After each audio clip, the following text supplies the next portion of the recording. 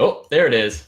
Hello, everybody, and welcome back to another episode of Darf Talks. I am your host, Darf Mike, as the name suggests, and we're bringing you another episode here courtesy of Nerd Street Gamers.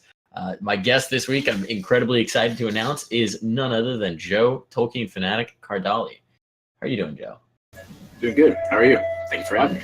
I'm good. Thank you for joining us. Joining us last minute, by the way. Always wanted to do a solid for someone in the community, so big thanks there. He is, if you're not familiar with him, a contributor for Liquipedia HLTV, and of course, contributor and co-owner for Dust2.us. Did I miss any publications there? Not actively doing things for Wikipedia right now, but no, you got everything. Okay. And also the owner of Bergs and Brews, right? Which is not a restaurant. But it's not. I wish it was. Maybe that'll be my next thing. I want to take on a third job. Maybe I'll do that. I'll open up a restaurant. There you go. Greasy Spoon Burger joint. It's a good move. He's also just a general knower of things, particularly as they pertain to the North American Counter-Strike scene. So just as a little introduction, and admittedly for you, this is pretty self-explanatory, but what's the story behind the name? Yeah, it's pretty self-explanatory. When I was growing up, one of my best friend's mothers famously described me as being a precocious child.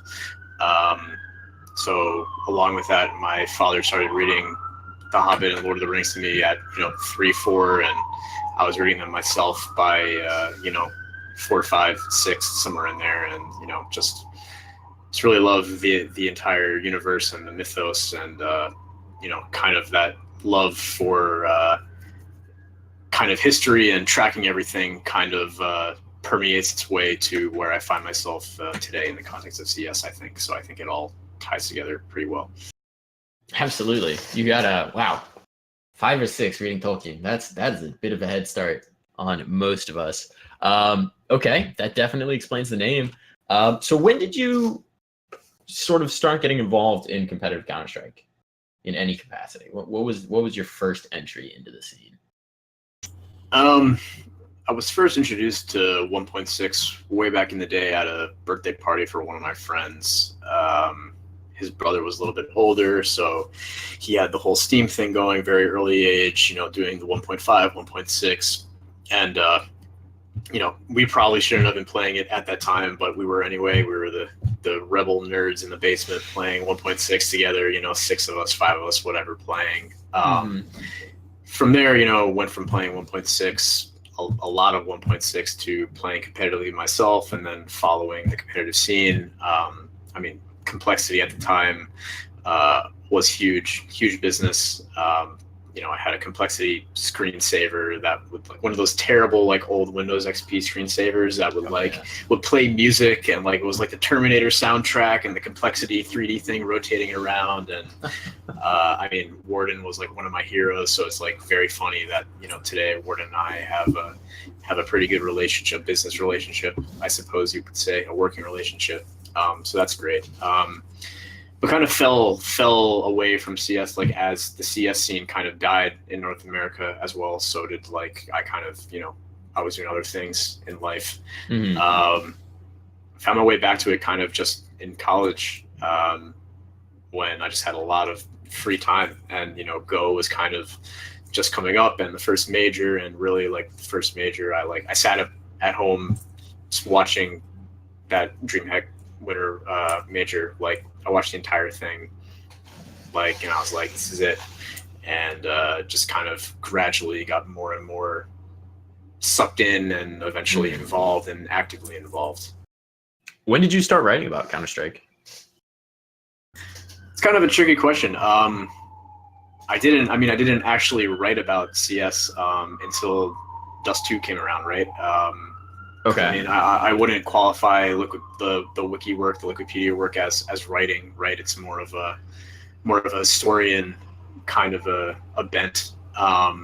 Even in my work with HLTV that precipitated and led to Dust 2, I was never a writer. That's not what I was hired to do. I was hired to kind of be an overseer of the North American region, and work on we call it the coverage team, right? So it's the all those matches that you see on HLTV every day, like they don't just magically get there. There's a team of people that add them, monitor them, are keeping those stores updated and those vetoes updated and running stats and everything. There's a, it's a 10-person team globally that does that whole thing.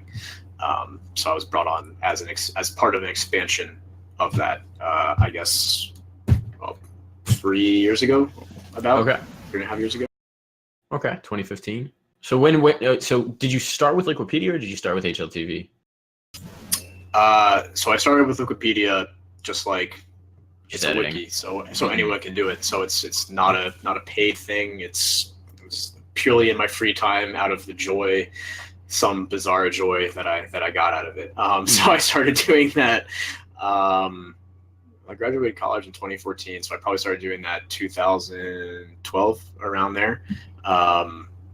Really started hitting it heavy probably like 2014 is when I was really doing it pretty big. Okay. And then, so you started doing, I mean, you're doing the coverage team for HLTV, right? But you were also doing, at least as of Fragadelphia 11 last year, you were doing some interview work, right? As part of that coverage. Was that, when did you get into doing interviews and a little bit more of the journalism aspect of it, as opposed to just the raw, data coverage? Yeah, that was just kind of something that was born out of the fact that HLTV is a European company based out of Denmark, and the majority of the employees are in Europe. I'm fortunate enough to this whole esports thing is a side gig for me. So I mean, I have a full-time job outside of this, and it's fairly lucrative, and I do all right. So as part of that, I was able to travel to a lot of these North American events, on my own, basically as a working vacation. So I would pay my way there. I would crash with the HLTV guys, and then I would do interviews for them. And it luckily was a good fit. I was doing my own interview videos and my own show with First Stitch and then Drawlin for the time. So I think I'm at least decent at it, decent enough for government work, as they say. But that's kind of how that whole thing came to be. My first event was literally MLG Columbus, and I went out there, and I didn't actually do any work there, but just being around everyone and kind of the entire being kind of embedded was just very, very fun. Was that the first official LAN you were at?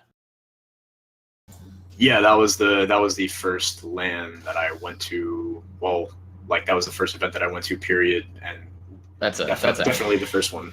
That's a hell of a kickoff event. Yeah, especially when you drive 8 hours through the night to get there through Ohio and Iowa and Pennsylvania, and there's a whole lot of nothing going on. A whole thrilling landscape. The stunning hillsides of Iowa. Not something you hear very It's not even hillsides, it's just flat. This is just plain art. That is an amazing event to start a career on, though. I mean, I remember watching Columbus from home, and that was, I think, one of the first events I watched was Cologne 2015, but Columbus was an event where I was like, oh my God, I want to be there. I want to feel that crowd. I want to feel that energy. I want to feel that kind of thing. Was that sort of a moment that, I mean, obviously you were already pretty heavily involved. You're involved with HLTV. You're involved with different things, but was that sort of a crystallizing moment for you in any way?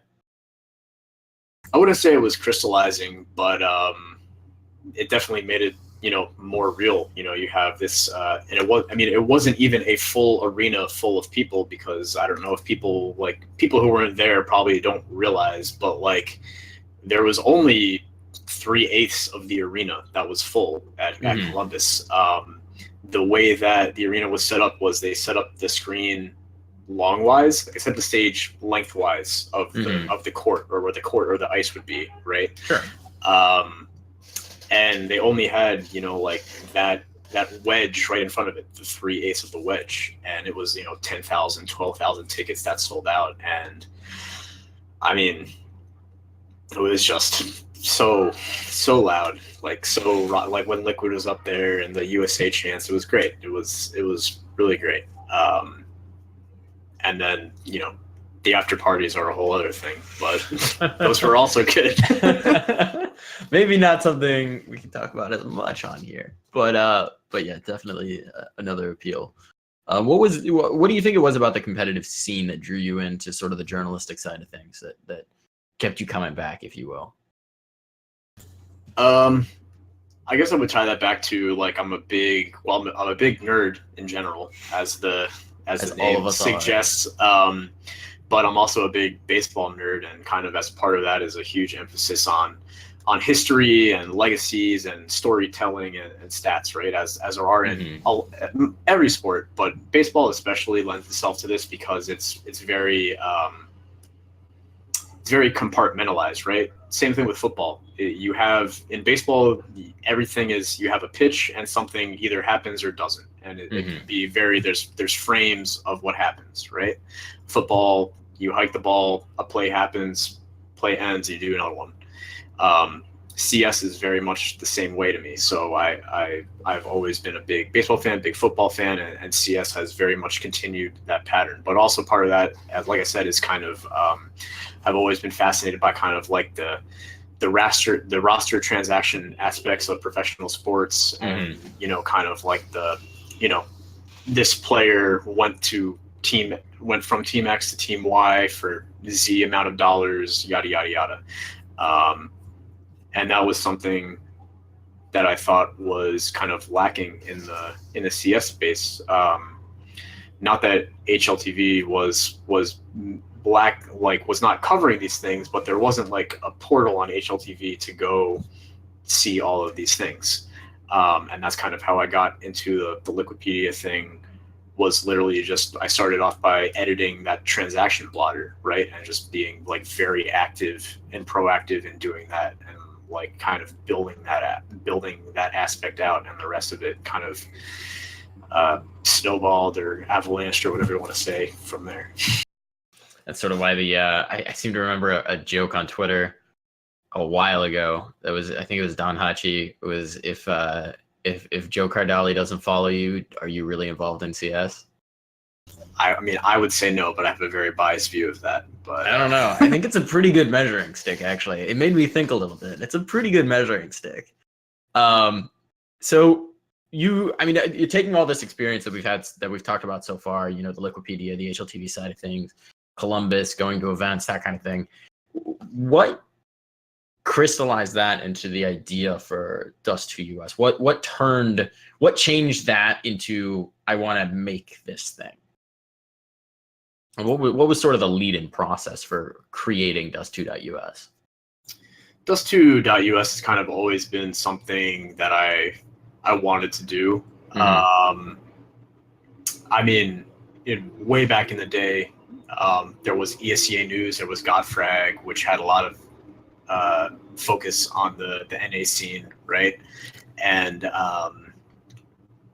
obviously Godfrag is gone, and ESCA News ceased operations in 2014, 2015, somewhere around there, and then there was just a big void.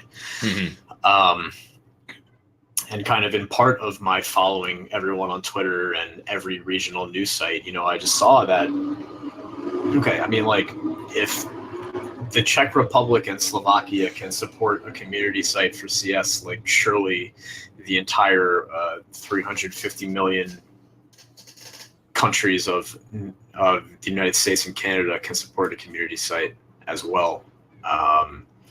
And the site was really born out of another major, MLG Atlanta, where we were talking about this on the pre-show, so that's a whole other thing. But where I was there with all the co-owners of HLTV, and I was kind of like, Dust2.dk was a thing that was already around at this point, which they were obviously very involved in because they are, the two main co-owners of HLTV are Danish, and so Dust2.dk is very, very near and dear to their hearts. And I was like, we can do that same thing in North America, and with the best person to run it already works for you, so let's do it. And MLG Atlanta, or not MLG, E-League Atlanta, the major, was in, I guess, January of 2017. Yes, 2017. Yes. We didn't get the site launched until November 2017, so it was a very, very long, torturous process, but we finally got it out there. It's been, I have to say, this is genuinely, honestly, and I know a lot of other people in the North American community, it's been my go-to since about launch. I think the first article or the first major thing that I remember you guys reporting on was the formation of SOAR. Was it SOAR? I know it was MCE coming back to SOAR. That's the first thing I remember reading on Dust2.us. Yeah, it was MCE. It was the minus MOTM plus voltage or plus MSCE kind of whatever controversy, I suppose you could say. But yeah, I guess that might have been like article like 65 maybe. You can go check it right now. It's gonna be damn close. I was trying to scroll through. It took me a while. I ran out of time. I was trying to do it, but that's the first one I distinctly remember being a Dust2.us like break, or like that was the primary resource for it. And it's been, I've been. It would be professionally irresponsible for me not to have been hooked since. I'll put it that way. It was absolutely necessary, and I very much enjoyed the journalism. So, what has I mean, obviously this is a different hat than you've worn so far, right? You're running a thing now. You're co-owning it. You're running it. You're not just responsible for yourself and your journalism or for running a specific team. You're responsible for running a site. And how has that changed both the challenges you're facing and also what you've been able to do? I could probably go on this forever. I got no time. I got no time limit. Eventually, Griff's gonna walk away, but then we can just end the stream somehow from his. I have no time limit either, but I do only have 1.5 beers left, so that's another issue. Do you guys have delivery beer in New York? Well, I only have 1.5 beers at my desk. There's way more in the fridge, so we're good. It's going to be okay. We're gonna be okay. How has it changed things? Well, it has, I guess, fundamentally changed my relationship with some of the players and the teams, I would say. Because whereas before, when I was doing work with the wiki, and I was really just trying to firm up kind of dates and things like that, and kind of contractual issues, and like, okay, you say that you've been benched, but like, is your contract up or is it not? When is that up? Should we say that you're a free agent? Yada yada. Now there's a lot more of actually, attributing statements to people, and like not that there wasn't a responsibility before to being accurate, but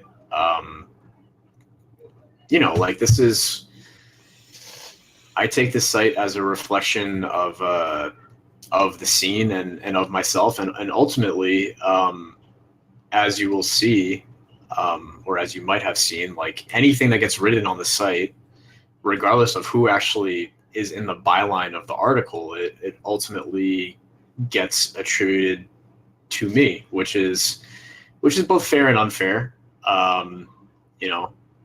because ultimately everything does pass through my eyes and gets my approval. But yeah, I mean, it's really just it. The ultimate reality of it is that it is now really a job, whereas before it was fun. It is now a job, and that changes how you perceive things and how you approach things, and that I'm sure that applies, and a lot of this CS pros or semi-pros can appreciate that as well. Whereas it's one thing to be digging around in ESEA Advanced and having a good time, but as soon as you kind of it starts becoming a job and getting money from it, then it becomes a different animal.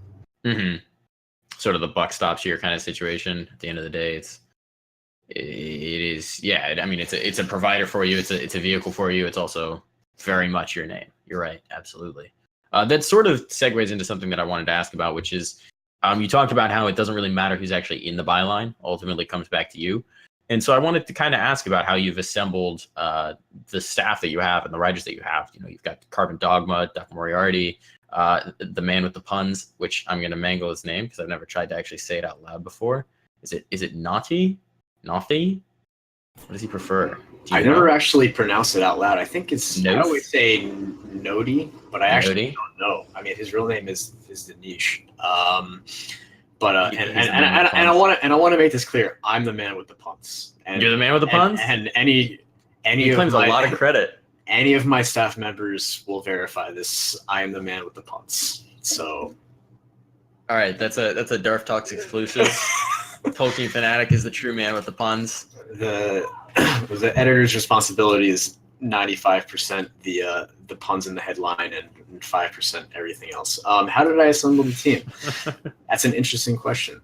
I also want to give a shout out to Megan Bess, CSGO Devil, a former departed member of the staff, serving in the U.S. Navy in Japan, in Nippon.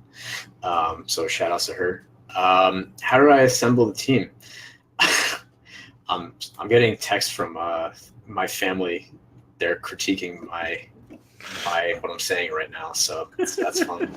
Hi, there you hi go. Guys. Hi, hi Tolkien family. How did I assemble a team? Hi Cardalis.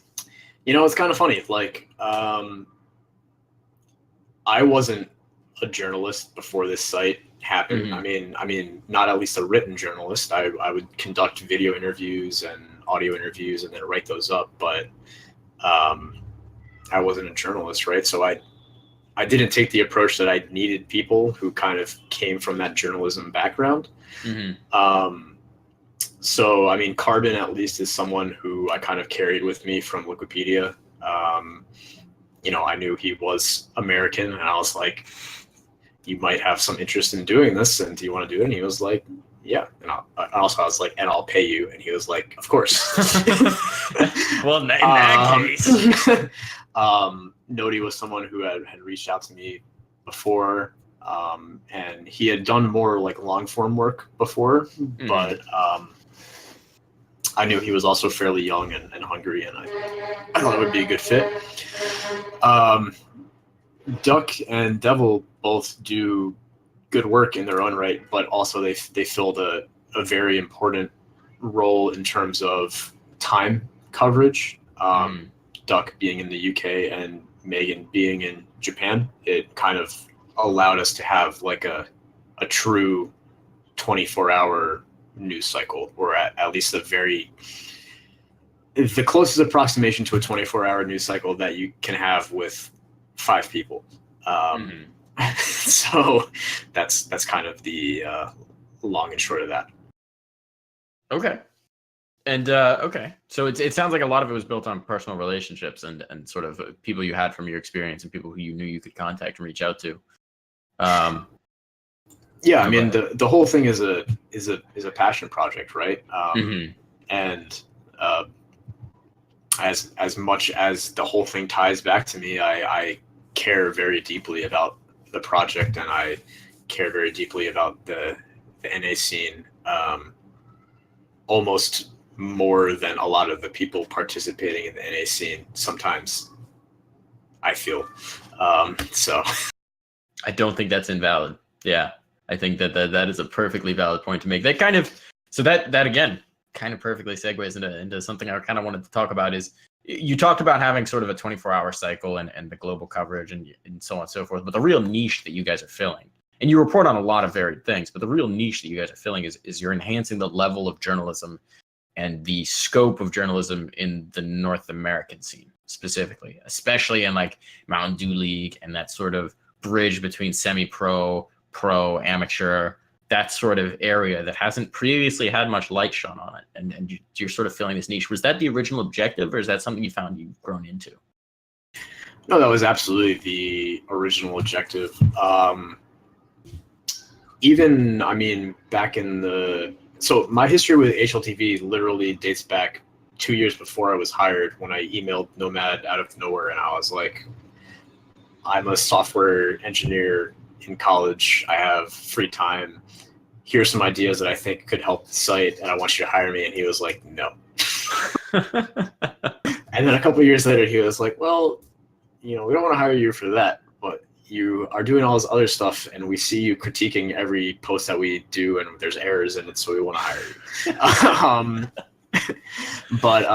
No, I've always had a big emphasis on kind of the sub-tier, right, is what they would call it in Europe, right? Because, I mean, HLTV satisfies the global top tier of everything. There's no one that does it better. Absolutely no equivocation there. What is missing is that kind of deep dive into the regional scenes, and that's what kind of these sites like teamplay.br or Frag Leader in Portugal or Trasgo in Spain. I mean, most of these countries have their dust2.us or dust2.uk equivalents, right? And it was something that North America was missing, and it's a huge market. And I was like, how can this not exist? And if it doesn't exist, let's do it. There's sort of been, I don't know, over the last, I would say even the last 2 years, there's been this a big expansion in sort of the journalism, the scene, the infrastructure in the scene of not necessarily the infrastructure of competition, but the peripheral infrastructure around that. You've seen people emerge. I mean, before you had Richard Lewis, you had a few other people doing investigative journalism or investigative reporting or breaking things, breaking rumors and that kind of thing. But that's expanded. You have Decay, you have Nell, you have, Don Hachi, you have other things coming in. We were talking about a traditional sports comparison. You have the Adam Schefters coming in, you have the Rappaport, you have the different news sources who are breaking different things and verifying each other. And in a lot of ways, it seems like Dust2 US is a growth of that. Would you tend to agree with that sort of idea? Yeah, I mean, kind of the analogy that I like to use to describe myself is, like the Adam Schefter of North American Counter-Strike, you know what I mean? Like, and that kind of goes back to your previous question of how have things changed. And it really is, it's walking the fine line between being friendly with everyone and everyone kind of understanding that there will come a time when I need to say things about you that you might not be happy with, and like you can deal with that however you're going to, but it's not going to change what my intent is. My intent is now and has always been to kind of reveal as much as possible and like ethically that I can do about the scene, right? There's a lot that goes on behind the scenes and is kind of in flight that people don't know about. And I think that's a great thing that Jarek DK has kind of brought to the scene in terms of he truly is like fearless in reporting things that are very much up in the air. But I think it's an important aspect to report on, things that are in talks but maybe not solidified. That's like I think there is merit to that, and there are people who disagree, there are people who agree, and that's fine. I happen to fall on the agree side of that equation. Do you think that the kind of journalism that you're doing is, I mean, obviously it's helpful for the audience, obviously it's helpful for building an audience, for building engagement, that kind of thing. Do you also think it's important for the health of the actual competition itself? I mean, things like, free agents being aware who's a free agent, being aware who's getting paid what, who's getting screwed over by who, sort of creating more transparency, actually empowering players and the scene in a lot of ways? I would certainly like to think so. I have no way to quantify, what our actual impact on the scene has been. All I can quantify is kind of, the viewership and readership that we have, which is, I'll be frank, disappointing. I would hope that, when some level of an established, published kind of wing of something shows interest in you as a semi-professional player, that would kind of give a morale boost, an ego boost, whatever, in like a positive sense, not in like I'm the best. But validation, kind of. Yeah, I mean, I think it's important that, I mean, you look at college football. College football has a massive following, right? And in reality, these kids are playing for nothing. These kids are playing for no money. They're in the minor leagues of the NFL, right? But their story and their trajectory upwards is documented much earlier than when they are like the true stars, and that kind of has been the whole ethos of the Dust 2 project. Is we want to point out and make note of these stars before they become stars, right? And I will point to the now United guys and the former SOAR guys, now only Grim on Dignitas, but they're really like the prototype of kind of the stories that we want to tell, right? We very early followed them, right when we started the site. They had just gone from main to MDL. SOAR had at least, Rise Nation United had been there, but we captured them on their upwards trajectory towards being professional pro league players. And I think that's a story that is not told frequently enough or noticed frequently enough by the community. I think the community at large really only cares if you're in the top 1 or 5%. I'm much more interested in the 25 to, the bottom bound of that 5%. There's much more churn there. There's really much more interesting things happening there than, than a Get Right who's been in the top 1% for, 15 years. Like, everyone loves Get Right, everyone loves Forest, but are those personal stories really the most interesting? Like, now that they're at the top and staying at the top, I would posit no. I think the story of like an Ace who, after they fail to make it pro league after season 26, whichever global challenge that was, after they failed to make pro league, and Ace is literally talking about going back to his pizza delivery job and quitting CS, because he's just not seeing the payback from it, but continues on and then winds up making pro league. That story to me is amazing. I mean, I will watch that story 100 times out of 100 times over like a Taz who has, Taz was there eventually, but or Taz was there at one point, but right now the story of Taz, well, maybe this is a bad example, because the story of Taz right now is the story of someone who has been at the top and now has been kind of tossed down to the lower stage. But you know what I mean? Like, movement and momentum are fascinating. Two years ago, the story of Taz is not as exciting to me because he's been at the top for so long. And that's no discredit to him. There was a reason for that. But exactly. Like you said, the story of the ascendant kind of trajectory is fascinating to me, and maybe it's not as fascinating to other people.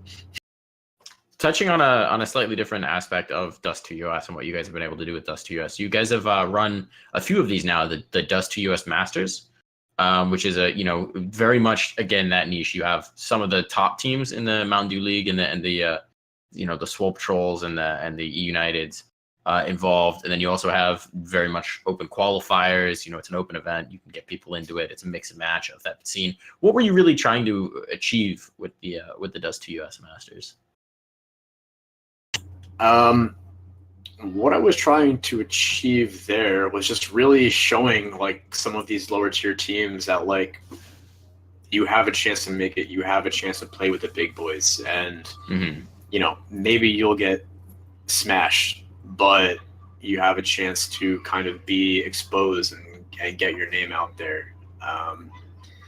And we ran 2 of them, and once again, their reception was not as fervent as I would have hoped for. But shout outs to all the teams, the invited teams mostly, that showed up, that it adhered to kind of their commitments and what they agreed to do. And United or Rise Nation at the time actually jokingly blamed me for their failure to qualify for Pro League, because they're like, we destroyed SOAR in the Dust2.us Masters, and then they really screwed us at the Pro League. There you go. Sorry. Whoops. Unintended consequences. Do you see these as something that you gonna continue to do as an organization to build upon? As of right now, probably not, honestly. To be very honest, like on top of the altruistic reasons for the tournaments, obviously part of that is to try to help and draw traffic and promote and whatever. And the conversion rate for the people that watch the tournament versus that come to the website and continue coming to the website is just not there. It's a huge outlay of money. I mean, like, $1,500 is like, it's not major money, but it's not, major as in CSGO major, not like major, but like it's not nothing. It's a big chunk of change. Yeah. Yeah. It's I can keep the site running for, 2 months on that amount of cash.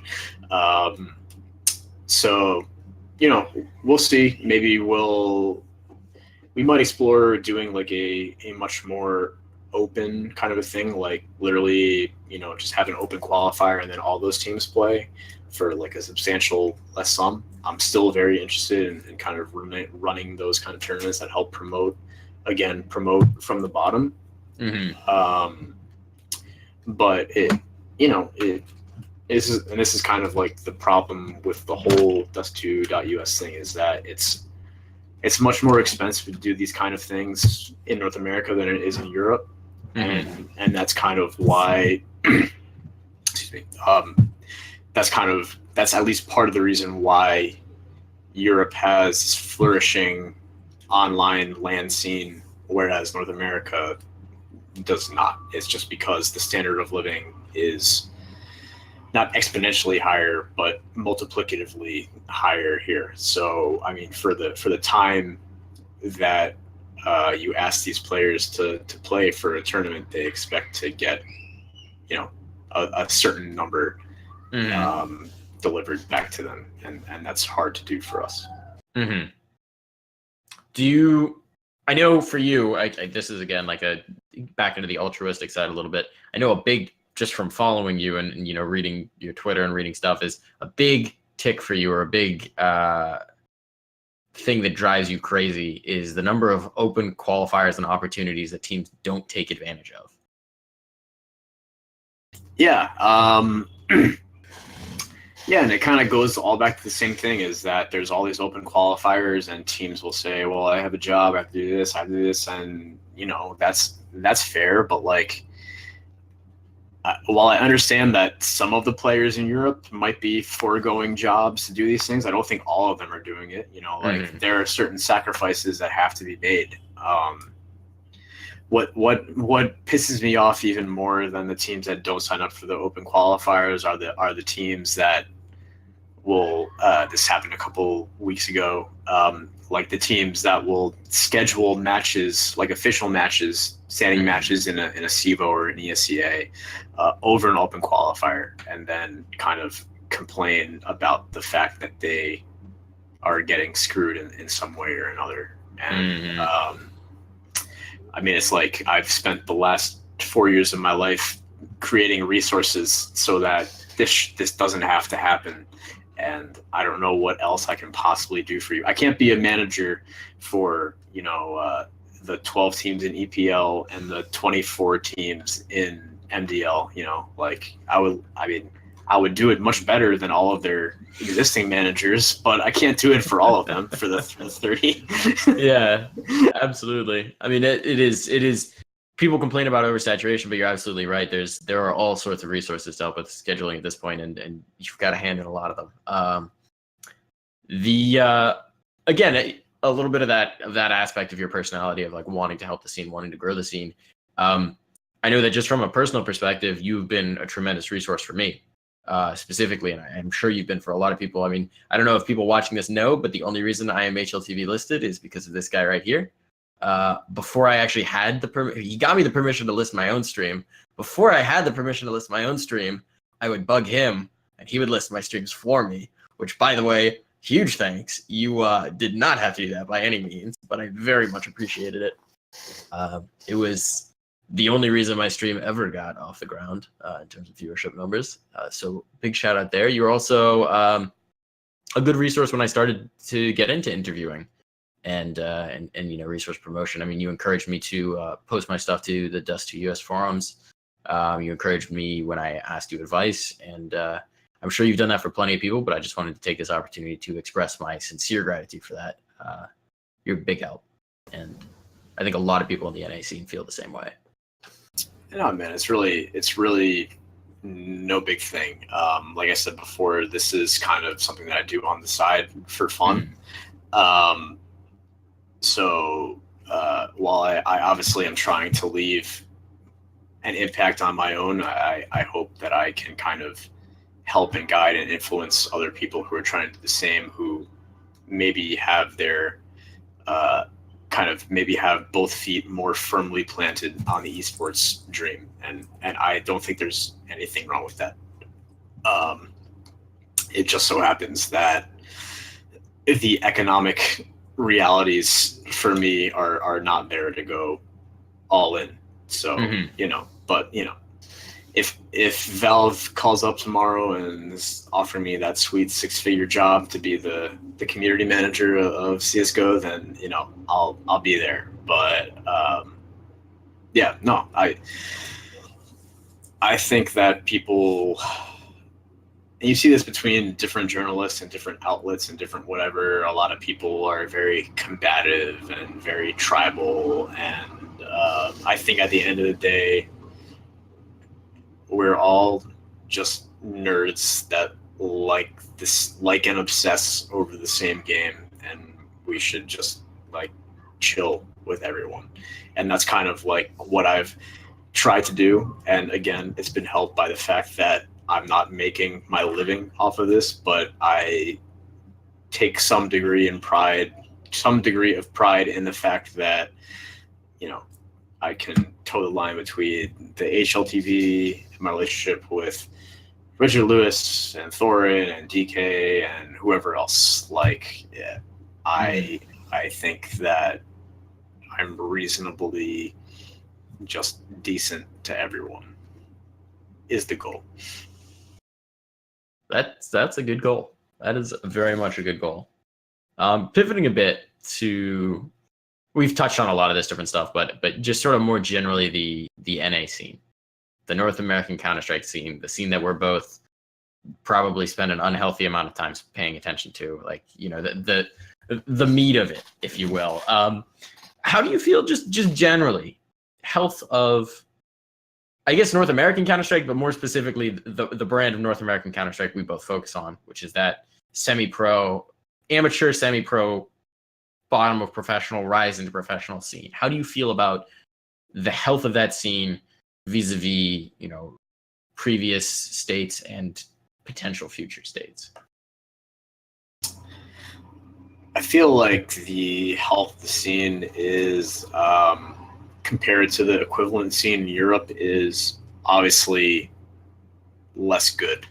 I mean, I tweeted out literally yesterday after the Envious news, 16 out of 24 or 22 or however many MDL teams in NA are unsponsored, unsalaried. They're just doing it for the pure love of the game right now.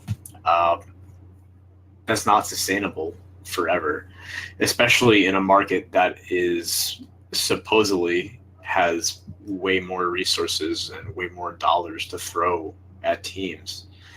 And I don't know if I knew the cause and the root of why all that was, I would be working to fix it, but I frankly don't.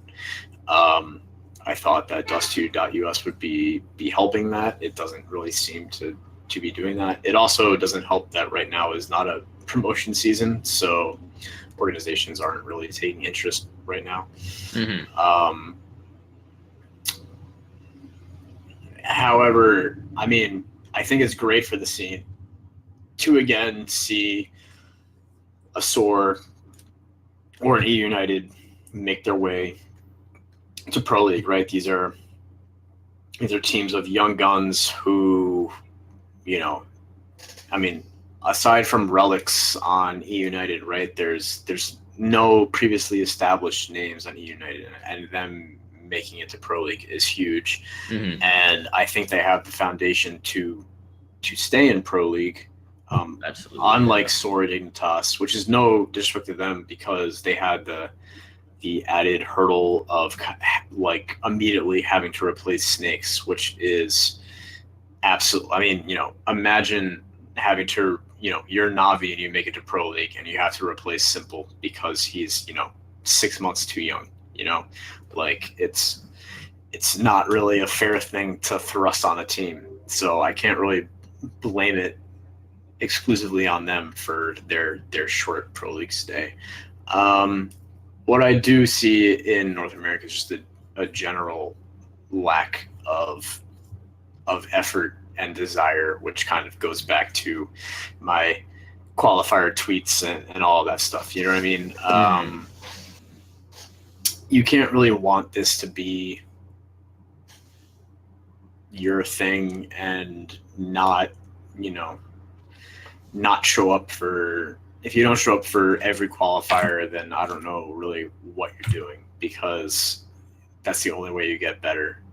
That's the only way you get recognition, and that's the only way you get respect. And if you don't have recognition and respect, then you aren't in the pro scrim group, and you're never getting better. You're gonna be scrimming MDL and advanced and main teams. And if you're an MDL team, you're gonna wreck everyone that's below you. But then when you play someone that's above you, you're not even gonna know what hit you.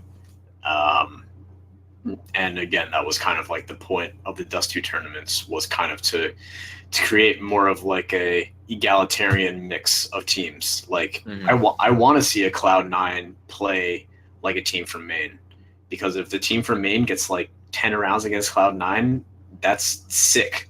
That's awesome. That's great for them. And I think they would all be encouraged by that happening. And that would be like the optimal state of those tournaments, is having literally a Cloud9, a Liquid, an NRG playing against like nobodies from Open. And like these Open kids either squeaking by or wrecking them or just doing okay. Like, I think that's great. I mean, it's kind of like, obviously the marquee example is the United getting into ECS and then all of a sudden being the kind of team that can take maps off of SK, can take maps off of Cloud9. I mean, that just, the level of resources that were afforded to them by the E United pickup was so much beyond a lot of what they'd had before. And that it feels like that their underlying talent, their underlying ability as a team was sort of opened up. And we're not seeing a lot of that at the Mountain Dew League level. I mean, even a top team like Swole Patrol, who, you know, they've been top of MDL. They've got a really big name in Freakazoid. They've got a lot of promising talent. They absolutely have the opportunity to make Pro League in any move-up season. Yeah. The fact that they don't have org support is surprising. Swole Patrol is a unique case, and Swole Patrol and Torch were and are both kind of in the same case, whereas you have like marquee names and marquee players who know what their worth is, and they're not willing to settle for something else. I can tell you for certain that the mentality of both of those teams was, we're going to go unsponsored until we make it to Pro League, and then we will explore what is available to us, because those are players that have been around the block. Less so with Soul Patrol. I mean, you have Freaking Silent, but with Torx, I mean, Steel is an incredibly smart human being. You have Swag, you have ACK back in the day. But they absolutely took the mentality of, why would we sign anything in MDL right now when in 2 months we can be in Pro League and we can sign something there? And you see it, it hasn't worked out for either of the teams because they didn't make it. But for the Torque guys, it kind of worked out anyway. Plan B worked out. If at first you don't succeed, try again. At first you don't succeed, hijack someone else's Pro League roster, and then it's fine. That too. Glom on. Just consume it, which is always interesting when, I mean, the 3-man rule of like the core of roster needs to stick around, but no, just pure org ownership. It's always interesting to see how those swap outs come out. What do you, I mean, we talked a little bit about how it's something that we don't really understand is why you're seeing this. It almost feels like a capital flight out of North American Counter-Strike and out of that sort of tier of scenes in general.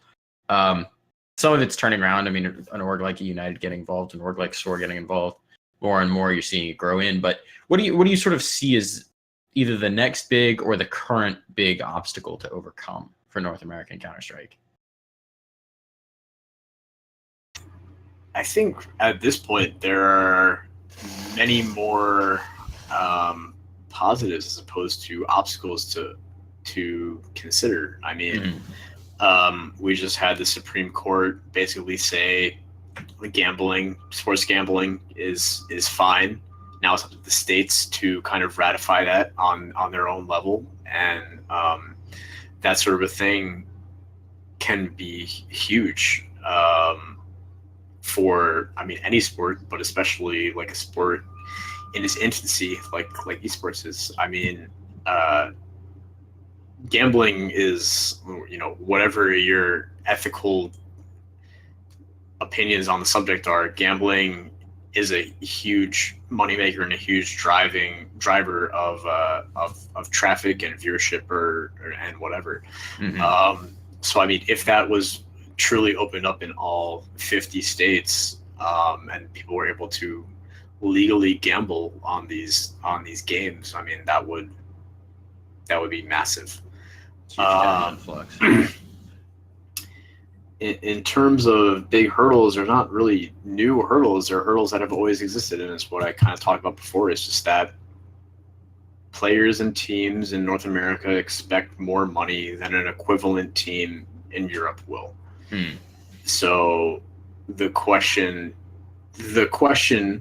to any organization looking to sponsor someone is, why would I pay a premium for a team in North America that is only going to be seen in qualifiers and leagues if they actually make it?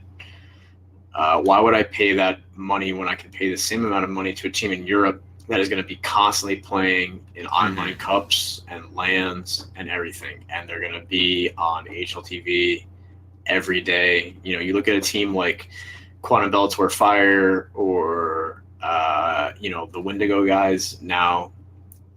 Like there were periods of time where they had matches every day, and the same cannot be said of any lower tier North American team, because there's no events here, because the teams don't want to play. So eventually all the organizers like myself wised up, and they're like, okay, well then you're not gonna have anything to play. I mean, it's a tit for tat that is, I guess, not healthy right now. And you also have just the sense of, and I wholly admit that it's hard for North America to have a LAN scene the way that any of any country in Europe has a LAN scene because it's so huge. Like, you go to Copenhagen Games and you can see the same, 100 people are going to be there every year. Like, regardless of how good or bad they are, they will always be there because in reality, Denmark isn't that big. When you talk about even the United States, not even factoring Canada, like getting someone from, Maine to Chicago is like not an insignificant thing when you're talking about, kids that are still in school or kids that have dropped out of school to pursue their dream. Like it's hard to finance that. Absolutely.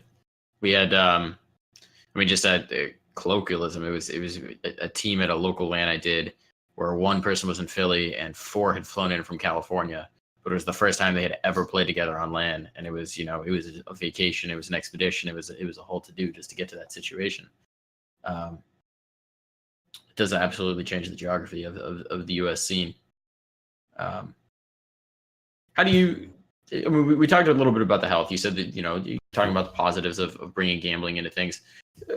Give us like a sort of a parting sentiment on North American Counter-Strike. We trending up? We trending down? We trending? What's the outlook? What's the prophecy?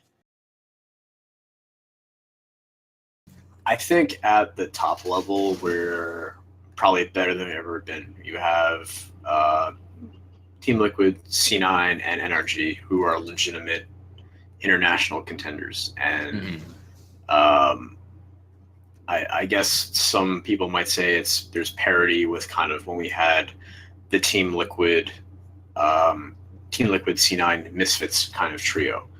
I would say that NRG are better than Misfits were. I believe in that team and how they've been built, and I think that they're a model for any organization to how you can build a successful CS team even if you are not succeeding right away.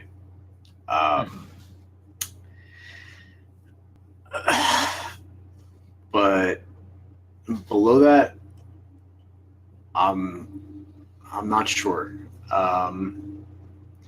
Again, it is really hard for these other teams in North America to, when I say teams, I mean organizations. It's really hard for these organizations to justify the cost of supporting these teams when there are no local events that they are guaranteed to get to, and they are never going to qualify for the international events that actually pay out. And even the international events that actually pay out will never come close to covering the costs of salaries.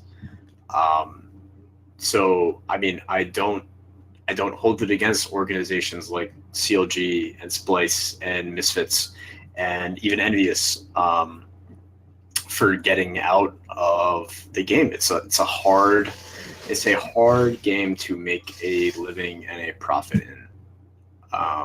And pretty much every organization that is doing it for optic reasons, not optic as in the organization, but optic as in sensory, like prestige. Yeah, like you need to have, if you want to be a world-class organization, you need to have a League of Legends team if you can get there, an Overwatch team, a CS team, maybe a Dota team, right?